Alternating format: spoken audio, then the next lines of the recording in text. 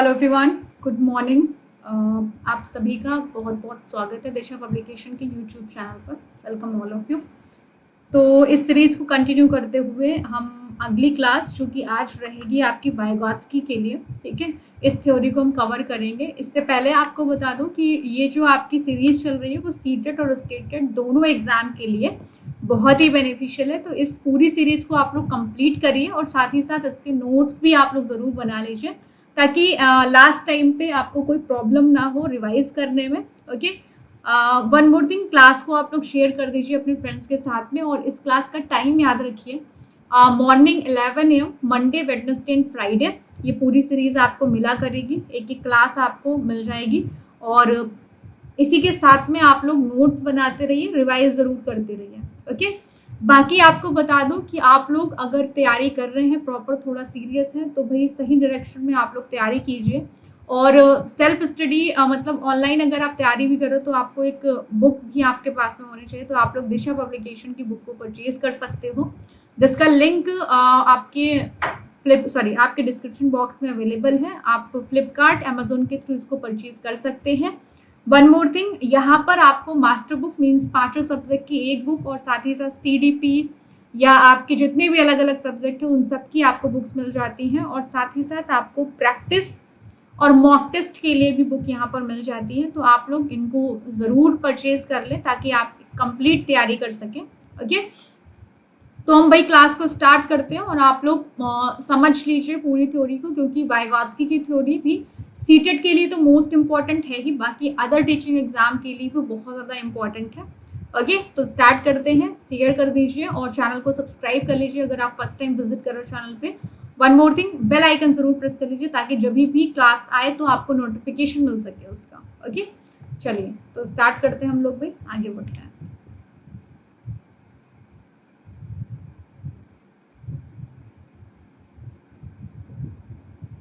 आइए, तो भाई हम डिस्कस करेंगे वाइगॉत्स्की की थ्योरी को। इससे पहले मैंने एक क्लास में आपको कवर कराया था आपके क्या नाम है, हाँ, जीन पियाजे को मैंने आपको पढ़ाया था। जीन पियाजे की मैंने थ्योरी जो आपको बताई थी उसमें आपको ये बताया था कि भाई नॉलेज के कंस्ट्रक्शन के बारे में बात हो रही है। उसी तरह से जो लेव वाइगॉत्स्की है, जो कि एक रशियन मनोवैज्ञानिक है, ओके, लिख देती हूँ, रशियन रूसी मनोवैज्ञानिक है ये। तो इन्होंने भी कॉग्निटिव डेवलपमेंट थ्योरी ही दी है, मींस इनका भी सिद्धांत संज्ञानात्मक विकास पर ही आधारित है। लेकिन इन्होंने क्या बोला है, देखिए, जीन पियाजे भी ज्ञान के निर्माण की बात करते हैं कि भाई बच्चा अपने ज्ञान का निर्माण करता है। उसी तरह से लेव वाइगॉत्स्की भी ज्ञान के निर्माण की बात करते हैं। लेकिन जीन पियाजे बच्चे के ज्ञान के निर्माण ये कहते हैं कि भाई बच्चा अपने ज्ञान का निर्माण स्वयं करेगा, बाय हिमसेल्फ। लेकिन वाइगॉत्स्की ये कहते हैं कि भाई बच्चा अपने ज्ञान का निर्माण समाज के साथ अंतःक्रिया करके करेगा, है ना, समाज के साथ इंटरैक्शन करके करेगा, समाज के साथ अंतःक्रिया करके ये करेगा। ओके, तो ये चीज कही बेसिकली वाइगॉत्स्की की थ्योरी में भाई समाज, संस्कृति, इनका बहुत ही इंपॉर्टेंट रोल है। ओके, ये मेन रोल में आपके हैं, क्योंकि बेसिकली इनके अकॉर्डिंग, वाइगॉत्स्की के अनुसार, बच्चे के लर्निंग में एक इम्पॉर्टेंट रोल रहता है किसका, तो भाई समाज का जो कल्चरल टूल्स वगैरह है इनका एक इम्पॉर्टेंट रोल रहता है। ओके, तो ये बात कही है आपके वाइगॉत्स्की में। इन्होंने आपको कौन सा सिद्धांत दिया है, मैं नाम लिख देती हूँ, आ जाइए, क्योंकि नाम जानना बहुत जरूरी है। सामाजिक सांस्कृतिक सिद्धांत, या जिसे हम जानते हैं एक और नाम आपको मिल जाएगा, सामाजिक संज्ञानात्मक सिद्धांत।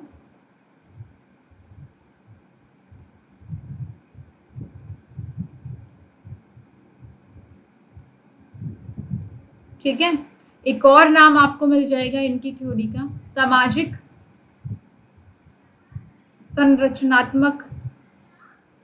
संरचनात्मक विकास सिद्धांत। ठीक है, तो ये आपको नाम देखने को मिल जाते हैं, अलग अलग है, basically socio cultural development theory, क्योंकि ज्ञान के निर्माण में समाज की अंतःक्रिया, सोसाइटी की इंटरेक्शन के साथ में बच्चा ज्ञान का निर्माण करता है, अपने जो आसपास के लोग हैं इनके साथ में वो सीखता है चीजों को। ओके, तो ये चीज आपकी कहते हैं किसमें, लेव वाइगॉत्स्की की थ्योरी इसी चीज के ऊपर बेस्ड है। इसको आगे हम डिस्कस करते हैं। देखिए आकर के एक चीज आप समझिएगा आकर के यहाँ पर, जो लेव वाइगोत्स्की हैं इन्होंने ज्ञान के निर्माण की बात करी। तो जब हम ज्ञान के निर्माण करेंगे तो भाई एक्टिव होकर के ज्ञान का निर्माण किया जाएगा, सक्रिय होकर के ज्ञान का निर्माण किया जाएगा। अब जब सक्रिय होकर के ज्ञान का निर्माण कर रहे हो, साथ ही साथ सामाजिक है, मीन्स समाज के साथ में अंतःक्रिया करके कर रहे हैं, तो भाई जो लर्निंग इन नेचर हो गया, मीन्स अधिगम का जो स्वरूप हो गया, ठीक है, अधिगम का जो स्वरूप है मीन्स सीखना कैसा हो गया, सीखना हो गया आपका सामाजिक और सक्रिय। अधिगम इन नेचर कैसा है, आपका सक्रिय एवं सामाजिक है। तो ये पॉइंट आप याद रखिएगा। अब किसके अकॉर्डिंग है, तो लेव वाइगोत्स्की के सामाजिक सांस्कृतिक या सामाजिक संरचनात्मक सिद्धांत के अनुसार है, यानी कि वाइगोत्स्की के अकॉर्डिंग है। तो ये चीज पूछ ली गई है अभी लास्ट में जो आपके एग्जाम हो ना सीटेट दिसंबर वगैरह में, दिसंबर और जनवरी में जो एग्जाम हुए, तो वहां पर ये क्वेश्चन आपका पूछा गया है। ओके, तो यहाँ तक आई गेस आपको कोई डाउट नहीं हुआ होगा। थोड़ा सा आप एक बारी यस कर दो ताकि मुझे भी क्लियर हो जाए, है ना, फिर आगे हम चलें।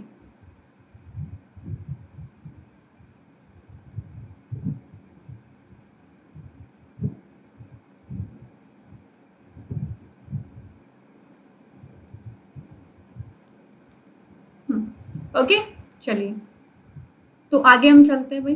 देखिए, तो अब जो भी इंपॉर्टेंट पॉइंट है जहां से क्वेश्चन सीधे सीधे आपके पूछे जाते हैं उनको हम डिस्कस कर लेते हैं। तो इंपॉर्टेंट पॉइंट में आपके आ जाते हैं, सबसे पहले हम बात करेंगे, एक टर्म है प्राइवेट स्पीच। ओके, लेव वाइगोत्स्की की थ्योरी में एक टर्म आपकी आती है जिसे हम कहते हैं प्राइवेट स्पीच, या जिसे इनर स्पीच के नाम से हम जानते हैं, व्यक्तिगत भाषा जिसको हम कहते हैं। ओके, तो भाई आपने देखा होगा बच्चा स्वयं के साथ में बात करता है। ओके, खुद के साथ में वो इंटरैक्ट करता है, बातचीत वो करता है। ओके, तो इसी बातचीत को आपने खुद देखा होगा कि हम लोग स्वयं से बात करते रहते हैं, बुदबुदाते रहते हैं, अपने कामों की प्लानिंग भी करते रहते हैं, तो ऐसे छोटे बच्चे भी करते हैं। ओके, तो इसी चीज को आपके जो लेव वाइगोत्स्की हैं इन्होंने इस चीज को प्राइवेट स्पीच कहा है। तो लिख देती हूं, स्वयं से बोली जाने वाली,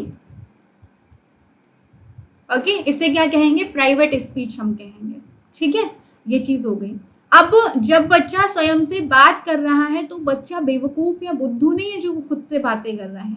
इसका मतलब यहाँ पर ये हो जाता है कि भाई बच्चा जो बात कर रहा है, ठीक है, वो वहां पर अपने आप को डायरेक्ट कर रहा है, सेल्फ डायरेक्शन में है बच्चा यहाँ पर। ओके, मीन्स खुद को वो रेगुलेट करने की कोशिश कर रहा है, वो इसीलिए स्वयं से बात कर रहा है। ओके, तो ये चीज आपकी हो जाती है लेव वाइगोत्स्की के अकॉर्डिंग।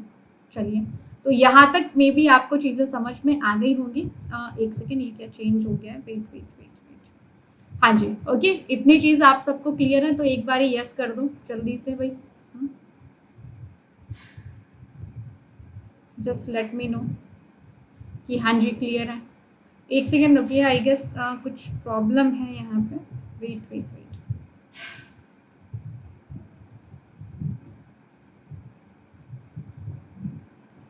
हाँ जी, ठीक है, एक सेकेंड। हाँ, तो भाई स्वयं से बोली जाने वाली बात जिसे हम कहते हैं प्राइवेट स्पीच। लेकिन जब बच्चा स्वयं से बात करता है, इसी सेम चीज को जीन पियाजे ने क्या कहा है, जीन पियाजे ने कहा है इगोसेंट्रिक स्पीच। ठीक है, तो कुछ डिफरेंसेस आपको देखने को मिल जाते हैं इनकी थ्योरी में।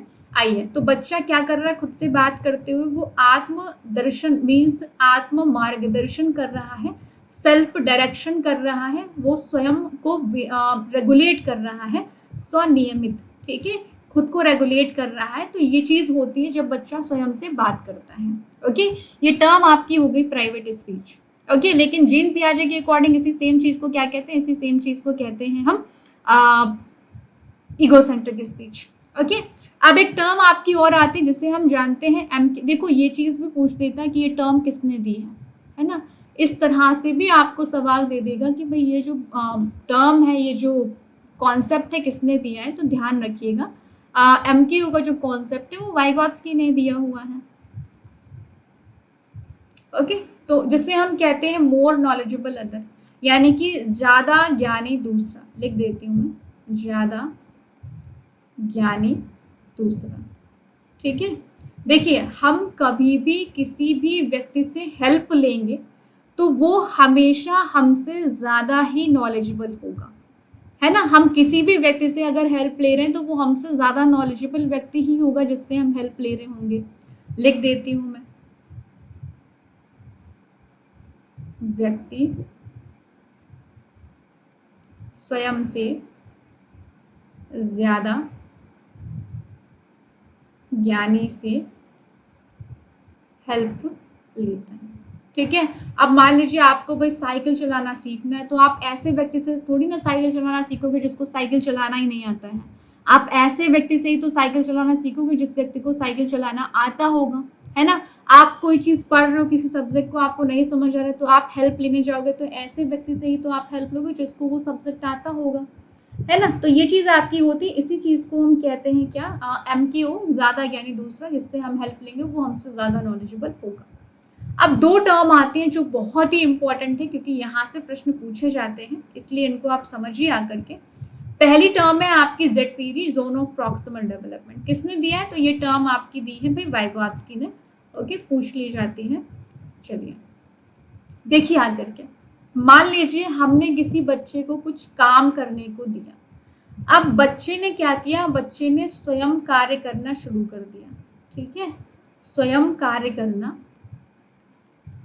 शुरू कर दिया। ओके, तो इसे हम क्या कहते हैं, इसे हम कहते हैं वास्तविक विकास का स्तर, मींस एक्चुअल डेवलपमेंट। ठीक है, एक्चुअल डेवलपमेंट इसे हम कहते हैं, वास्तविक विकास का स्तर। ओके, और अब क्या हुआ, अब भाई बच्चे को थोड़ी सी प्रॉब्लम आई, है ना। अब उसको बीच में थोड़ा सा हिंट या हेल्प चाहिए। अब वो हिंट या हेल्प किससे लेगा, जो उससे ज्यादा नॉलेजेबल होगा।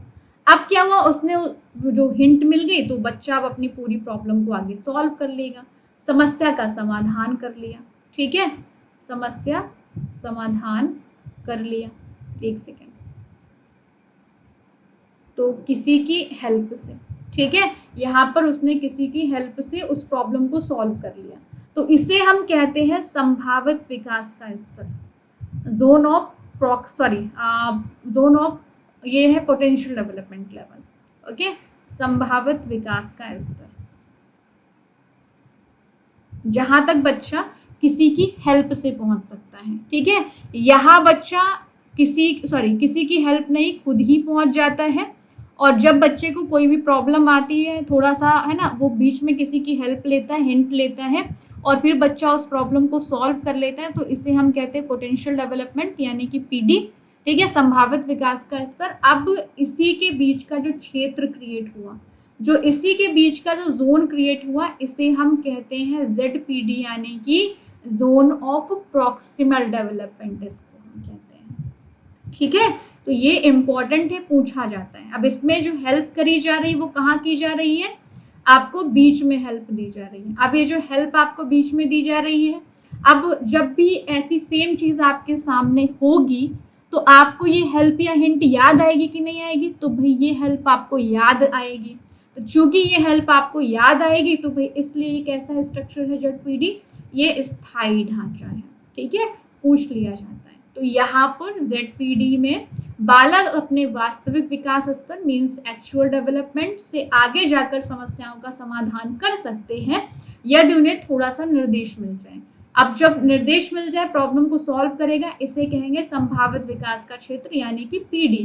तो बालक के वास्तविक विकास स्तर यानी कि एक्चुअल डेवलपमेंट और संभावित विकास के स्तर यानी कि पोटेंशियल डेवलपमेंट, इनके बीच का जो क्षेत्र आपका होता है इसको हम कहते हैं निकटतम विकास का क्षेत्र यानी कि जोन ऑफ प्रॉक्सिमल डेवलपमेंट। ठीक है, तो इतनी बात आपको समझ में आई होगी। जैसे कि मान लीजिए आप किसी क्वेश्चन को सॉल्व कर रहे हो, अब आप उस क्वेश्चन को खुद से सॉल्व करना शुरू कर देते हो। आपने उसको सॉल्व किया, आधा आपने उस प्रश्न को सॉल्व कर लिया, लेकिन आधा जहां तक आपने स्वयं से उसको सॉल्व किया तो उसे हम एक्चुअल डेवलपमेंट कहेंगे। लेकिन बीच में आकर के आप भाई अटक जाते हो, आप रुक जाते हो।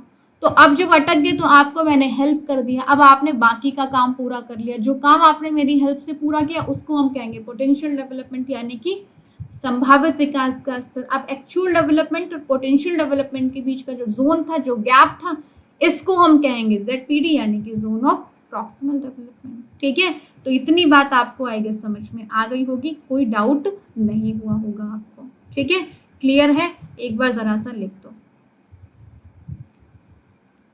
ओके, चलिए, तो ये था आपका जोन ऑफ प्रॉक्सिमल डेवलपमेंट। ठीक है, इसमें बच्चा शुरुआत में किसी की हेल्प नहीं लेता है, इसमें बच्चा बीच में मदद लेता है, बीच में हेल्प लेता है, याद रखिएगा इस चीज को। ठीक है, शुरुआत स्वयं कर देगा किसी काम को करने की बच्चा। ओके, शुरुआत स्वयं कर देता है बच्चा किसी काम को करने की, तो ये पॉइंट आप याद रखिएगा, ध्यान रखिएगा। ठीक है, अब हम आगे चलते हैं। तो अगला जो पॉइंट है, इसके फोल्डिंग जिसे हम कहते हैं। अब इसके फोल्डिंग जो टर्म है, इसको ध्यान रखिएगा, इस टर्म को सबसे पहले जो यूज किया था वो जेरोम ब्रूनर ने यूज किया था। ठीक है, जेरोम ब्रूनर ने सबसे पहले टर्म दी हुई है। ओके, इसको मत भूलिएगा। अब इन्होंने जो बाकी डेवलप इस टर्म को किसने किया, तो भाई आपके वाइगॉत्स्की ने किया है। ठीक है, इतनी बात हो गई। बीच में रोक करके एक चीज बोलना चाहूंगी। फर्स्ट ऑफ ऑल आप लोग क्लास को शेयर कर दीजिए। ठीक है, और वन मोर थिंग, आप क्लास को शेयर करने के साथ साथ चैनल को सब्सक्राइब कर लो और बेल आइकन जरूर आप लोग प्रेस कर लो। और अगर आपको क्लास पसंद आ रही है then do like, please like कर दीजिए क्लास को। हाँ, बाकी आप लोग दिशा पब्लिकेशन की जो बुक्स हैं सीटेट के एग्जाम के लिए बहुत बेनिफिशियल है, उनको आप परचेज करके आप अच्छे ढंग से तैयारी कर सकते हो। ठीक है, वो आपको अमेजोन या फ्लिपकार्ट मिल जाएंगी, जिनके लिंक आपको डिस्क्रिप्शन बॉक्स में मिल जाएंगे। आप क्लिक करके इन बुक्स को ले सकते हैं, क्योंकि आपको प्रैक्टिस, मॉक टेस्ट, जितने भी सब्जेक्ट आपके उन सभी की बेस्ट बुक आपको मिल जाती है। अब इवन आप किसी भी एग्जाम के लिए बुक परचेज कर सकते हो दिशा पब्लिकेशन की, यूजीसी नेट है या आपकी यूपीएससी है, कोई भी book, Disha publication is books. Okay, और बेस्ट है किताबों के लिए। ओके, चलिए, तो भाई अगली जो टर्म है आपकी वो इसकी फोल्डिंग है, जिसे हम जानते हैं मचान, है ना, या एक और नाम आपको मिल जाएगा पाड़, या एक और नाम आपको मिल जाएगा ढांचा निर्माण। ठीक है, कोई भी नाम अलग अलग आपको मिल जाएंगे। तो भाई इसकी फोल्डिंग एक टेम्परेरी स्ट्रक्चर है, क्योंकि यहाँ पर आपको बार बार हेल्प की जरूरत पड़ती है। मचान में भाई क्या होता है, ध्यान दीजिएगा। देखिए, इसके फोल्डिंग जो टर्म है, जैसे कि आप बच्चे को साइकिल चलाना सीखना है, तो बच्चे को शुरुआत में ही वो साइकिल चलाना सिखाया जाएगा, शुरू से ही उसको वो हेल्प चाहिए होगी, है ना, उसको शुरुआत से ही वहां पर हेल्प चाहिए होगी, किसी की हिंट चाहिए होगी। ओके, तो ये है आपका इसके फोल्डिंग।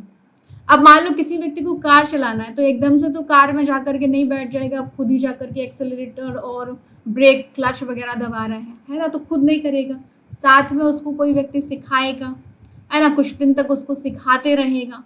तो भाई इसकी फोल्डिंग यही चीज होती है कि जब हमको शुरुआत में कोई चीज सिखा, है ना, आपको जो हेल्प दी जाएगी वो शुरू में आपको हेल्प दी जाएगी। बच्चा किसी काम को करेगा तो वो पूरा काम किसी के मार्गदर्शन में करेगा, वो अंडर गाइडेंस किसी काम को करेगा। ठीक है, पूरा काम किसी की हेल्प की सहायता से वो करेगा। तो इसी टर्म को हम कहते हैं इसकी फोल्डिंग, याद रखिएगा इस चीज को। ओके, पूछ दिया जाता है, इंपॉर्टेंट है आपके लिए। ठीक है, इतनी चीज आपकी हो गई। अब हम यहीं पे बात कर लेते हैं किसके बारे में, तो ये चीज हो गई आपकी मचान, इसके फोल्डिंग। अब यहाँ पर हम बात करेंगे कि भाई इन्होंने इस लैंग्वेज के बारे में क्या बात करी है। ओके, उसको समझिए। देखिए, इन्होंने क्या बोला कि शुरू के 2 वर्षों तक भाषा एवं विचार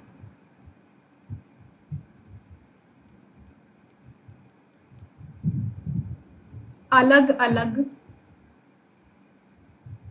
रहते हैं, लेकिन उसके बाद में भाषा विचार पर हावी हो जाती है। ठीक है, मीन्स भाषा पहले हो जाएगी, अकॉर्डिंग टू वाइगॉत्स्की, भाषा पहले और विचार बाद में। ठीक है, तो ये पॉइंट आप याद रखिएगा। लेकिन यहीं पे अगर हम अकॉर्डिंग टू क्या नाम है, जीन पियाजे बात करें तो इनके उल्टे हैं, वो विचार पहले और भाषा बाद में। ठीक है, कुछ डिफरेंसेस है, उनको मैं लिख दूंगी लास्ट में, चलिए, तो भाई इन्होंने भाषा को कैटेगराइज किया है। इन्होंने कहा कि शुरू जन्म से 2 साल तक बच्चे में फ्रॉम द एज ऑफ 2 सामाजिक भाषण यानी कि बाहरी भाषण बच्चे में होता है, सोशल स्पीच होती है। इसके बाद में टर्न होता है मध्य बाल्यावस्था 3 से 7 साल की एज में अहम केंद्रित भाषण मीन्स इगोसेंट्रिक स्पीच की ओर। फिर बच्चा आगे इनर स्पीच यानी कि आंतरिक भाषण की ओर टर्न होता है। ये 7+ एज आपकी है। पूछ देते हैं, इसका सीक्वेंस भी पूछ देते हैं, कभी कभी एज के अकॉर्डिंग पूछ देते हैं, तो इम्पोर्टेंट चीज है, ठीक है। इग्नोर मत करना, कभी किसी एग्जाम में आपको देखने को मिल ही जाएगी। जरूरी नहीं कि सिर्फ आपको सीटेट के एग्जाम में मिले, है ना। आगे जब आप क्या कहते हैं आप क्या नाम है, आप DSSS KVS वगैरह अगर देते हैं तो वहां पर भी आपको देखने को मिल जाता है, ठीक है। चलिए, तो अब अगर हम बात करें यहाँ पर कि भाई आपके जो क्या नाम है वाइगॉत्स्की है, क्या इनकी थ्योरी को हम क्लासरूम में इम्प्लीमेंट कर सकते हैं? तो हाँ जी, हम इनकी थ्योरी को क्लासरूम में इम्प्लीमेंट कर सकते हैं, ठीक है। कैसे करेंगे क्लासरूम में इम्प्लीमेंट? देखिए आकर के शिक्षा में इनकी थ्योरी इम्प्लीमेंट होती है। अभी जो आप पढ़ रहे हो आपस में इंटरेक्शन करते हुए पढ़ रहे हो, टीचर क्लासरूम में पढ़ाता है, आपको आपस में इंटरेक्शन करते हुए पढ़ाता है, आपको चीजें बताता रहता है, तो पारस्परिक शिक्षण। जैसा कि आपके लेव वाइगॉत्स्की ने कहा ही है कि बच्चा समाज के साथ में अंतःक्रिया करके सीखता है। तो भाई जब हम क्लासरूम में सीख रहे होते हैं तो वो आपस में इंटरेक्शन करके हम सीखते हैं, है ना, आपस में अंतःक्रिया करके हम सीखते हैं, तो रेसिप्रोकल टीचिंग आपका हो गया। ओके, इसके अलावा जब आप अपने दोस्तों के साथ में सीखते हो, साथी समूह अधिगम, साथी समूह अधिगम, तो यहाँ पर भी आप क्या करते हो, यहाँ पर भी आप एक दूसरे के साथ में अंतःक्रिया करके सीख रहे हो। अगला है आपका सहभागी अधिगम, कोलैबोरेटिव लर्निंग। जब कभी भी किसी भी ऑप्शन में आप एक दूसरे के साथ में सहयोग करके आप सीख रहे हो, इसका मतलब है कि वहां पर आपके लेव वाइगॉत्स्की की थ्योरी लागू हो रही है। जबकि जीन पियाजे चीजों की खोज करके, एक्सप्लोर करके खुद से ज्ञान के निर्माण की बात करते हैं, और लेव वाइगॉत्स्की समाज के साथ में अंतःक्रिया करके ज्ञान के निर्माण की बात करते हैं, ठीक है। अगला है सहयोगी अधिगम। तो इन सब जगहों पर आपके लेव वाइगॉत्स्की की थ्योरी लागू हो रही है, क्योंकि इन सब में आपस में अंतःक्रिया करके चीजों को सीखा जा रहा है, हम आपस में इंटरेक्शन करके लर्न कर रहे हैं, ठीक है। तो ये चीज आपकी हो गई। अब अगर हम पियाजे और वाइगॉत्स्की के बीच में डिफरेंसेस को फाइंड आउट करें, ठीक है, समझिएगा आकर के, एक साइड लिख देती हूँ पियाजे, एक साइड लिख देती हूँ वाइगॉत्स्की, ठीक है। तो समझिएगा इस चीज को। पियाजे ने क्या बोला है कि भाई अनुभव और वातावरण, है ना, अनुभव और वातावरण के साथ ज्ञान का निर्माण करेगा, है ना, या खोज करके, एक्सप्लोर करके स्वयं ज्ञान का निर्माण बच्चा करेगा। लेकिन वाइगॉत्स्की क्या कहते हैं? वाइगॉत्स्की कहते हैं कि भाई बच्चा समाज के साथ में अंतःक्रिया करके ज्ञान का निर्माण करेगा। और जीन पियाजे ने स्टेजेस दी हैं ज्ञान के निर्माण के लिए, कैसे कैसे स्टेज में होता है, लेकिन वाइगॉत्स्की ने ऐसा नहीं किया है। तो समाज के साथ अंतःक्रिया करके करेगा, ठीक है। इन्होंने स्वयं से बोली जाने वाली भाषा को, स्वयं से बात करना, इसको इन्होंने अहम केंद्रित भाषा कहा है, अहम केंद्रित भाषा, ठीक है।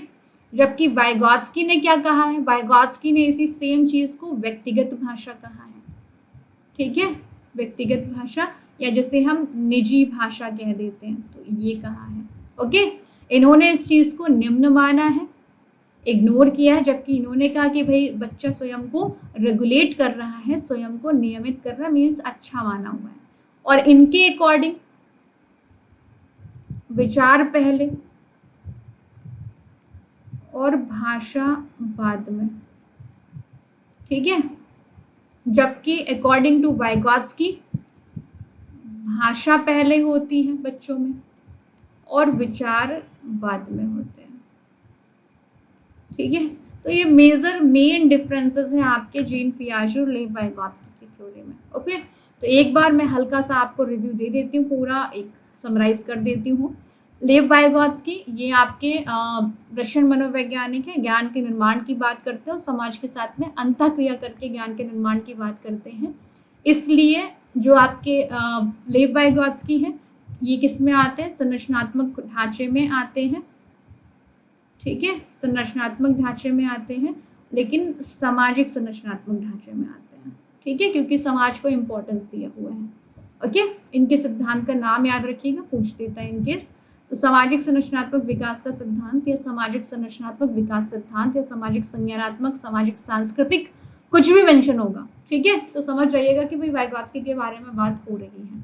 ओके, एक टर्म है जिसे हम जानते हैं प्राइवेट स्पीच के बारे में नाम से, तो समझा देती हूँ आपको। प्राइवेट स्पीच हम किसे कहते हैं? प्राइवेट स्पीच भी कहते हैं जब बच्चा स्वयं से बात करता है, ठीक है, और वो बात करते हुए खुद को रेगुलेट कर रहा होता है, आत्म सेल्फ गाइडेंस में वो बात कर रहा होता है, खुद को रेगुलेट कर रहा होता है। ओके, तो इसे कहते हैं प्राइवेट स्पीच। लेकिन सेम चीज को आपके जो जीन पियाजे उन्होंने क्या कहा है? इन्होंने इसको कहा है इगोसेंट्रिक स्पीच, ठीक है। एक टर्म यूज करते हैं आपके लिए वाइगॉत्स्की, MKO, मोर नॉलेजेबल अदर, यानी कि जो हमसे ज्यादा नॉलेजेबल है वो उससे हम हेल्प लेते हैं, जिसका IQ हमसे ज्यादा है उससे हम हेल्प लेते हैं हमेशा, कम वाले से हेल्प हम नहीं लेते हैं, ठीक है। चलिए, तो एक टर्म है ZPD, zone of proximal development. Zone of proximal development में बच्चा खुद से चीजों को करना शुरू कर देता है, लेकिन बीच में जब उसको हेल्प चाहिए होती है तो जो उससे ज्यादा नॉलेजेबल होता है वो उसको हेल्प करता है और बच्चा बाकी काम खुद से कर लेता है। तो जहां तक बच्चा स्वयं पहुंचता है, फिर जहां तक बच्चा किसी की हेल्प से पहुंचता है, इसके जोन को, इसके बीच के जो क्षेत्र क्रिएट होता है, इसको हम कहते हैं क्या? इसे कहते हैं ZPD, यानी कि जोन ऑफ प्रॉक्सिमल डेवलपमेंट, निकटतम विकास का स्तर, ठीक है। तो भाई मचान, इसके कोल्डिंग क्या है? इसके कोल्डिंग में बच्चा किसी काम को अंडर गाइडेंस करता है, पूरा काम वो किसी के मार्गदर्शन में कर रहा होता है और शुरुआत में ही उसको हेल्प दी जाती है। और इसमें क्या होता है? इसमें ये जो आपका हेल्प होता है ये टेम्परेरी स्ट्रक्चर होता है, अस्थायी ढांचा होता है, ठीक है। तो ये आपका मचान हो गया। आइए, इन्होंने लैंग्वेज को भी कैटेगराइज किया है, जो भाषा के बारे में बात करी है। तो शुरुआत में बच्चे में सामाजिक भाषण शुरू के 2 साल तक, उसके बाद में फिर ईगोसेंट्रिक स्पीच आता है 3 से 7 साल तक। ओके, फिर आती है आंतरिक भाषण जो कि 7+ एज तक आपकी रहती है। लेव वाइगॉत्स्की ने कहा कि शुरुआत के 2 साल तक तो भाई भाषा और विचार दोनों अलग अलग रहते हैं, लेकिन इसके बाद में भाषा विचार पर हावी हो जाती है, मीन्स भाषा पहले आती है और विचार बाद में आते हैं। अब अगर हम इसके एजुकेशनल इम्प्लीकेशन के बारे में बात करें, मीन्स हम शिक्षा में क्या इसको लागू कर पा रहे हैं, तो हाँ जी एकदम भाई, रेसिप्रोकल टीचिंग मीन्स आपस में इंटरैक्शन करते हुए शिक्षण, टीचिंग हो रहा होता है, क्लास में टीचर आपको बता रहा होता है, आप कुछ पूछ रहे होते हैं, तो इसे हम कहते हैं पारस्परिक शिक्षण। दूसरा है पीयर ग्रुप लर्निंग, यानी कि साथी समूह अधिगम। पीयर ग्रुप लर्निंग में भाई क्या होता है? यहाँ पर आपको किसी चीज को क्या किया जाता है, आपको यहाँ पर आप अपने दोस्तों के साथ में लर्न करते हैं चीजों को, एक दूसरे के साथ में आप सीखते हैं, इसे कहते हैं पीयर ग्रुप लर्निंग, ठीक है। अगला है कोलैबोरेटिव लर्निंग, सहभागी अधिगम। सहभागी अधिगम में जैसे नहीं आप प्रोजेक्ट के ऊपर काम कर रहे हो दूसरे के साथ में, आप असाइनमेंट बना रहे हो दूसरे के साथ में, इसे कहते हैं सहभागी, मीन्स जहाँ पर सबका पार्टिसिपेशन हो, इसमें टीचर इन्वॉल्व नहीं होता है, वो मॉनिटर नहीं करता, लेकिन कोऑपरेटिव में टीचर इन्वॉल्व होता है, वो मॉनिटर करता है आपको, ठीक है। सहयोगी अधिगम, देखो 4-5 का ग्रुप होता है सहभागी या सहयोगी अधिगम में, वो एक दूसरे के साथ में काम करते हैं, ठीक है। तो पियाजे और वाइगॉत्स्की कोल पर हमने जो सिलेबस आपका कवर किया है वो लेव वाइगॉत्स्की तक कवर कर लिया है। अब अगला जो आपका टॉपिक आएगा वो चाइल्ड सेंटर्ड एजुकेशन, यानी कि बाल केंद्रित और प्रगतिशील शिक्षा आएगा। मोस्ट इंपॉर्टेंट टॉपिक है ये भी। तो इस सीरीज को आप लोग फॉलो करते रहिए, बाकी चैनल को भी आप लोग फॉलो करते रहिए। वन मोर थिंग, आप लोग प्रॉपर अच्छी तरह से नोट्स जरूर बना लीजिए ताकि वो आपको आगे काम आए, ठीक है। एक और चीज, सब्सक्राइब कर लीजिए चैनल को, बाकी दोस्तों के साथ में शेयर करते रहो। और बुक्स के लिए आप लोग दिशा पब्लिकेशन की बुक्स अमेजोन और फ्लिपकार्ट दोनों जगह अवेलेबल है, तो उनको आप परचेज कर सकते हैं कंप्लीट तैयारी के लिए। ओके, तो हम मिलेंगे फिर अगली क्लास में, तब तक के लिए bye bye, take care, wish you all the best, अपना अपना ख्याल रखिए और फिर मुलाकात होगी अगली क्लास में। Thank you.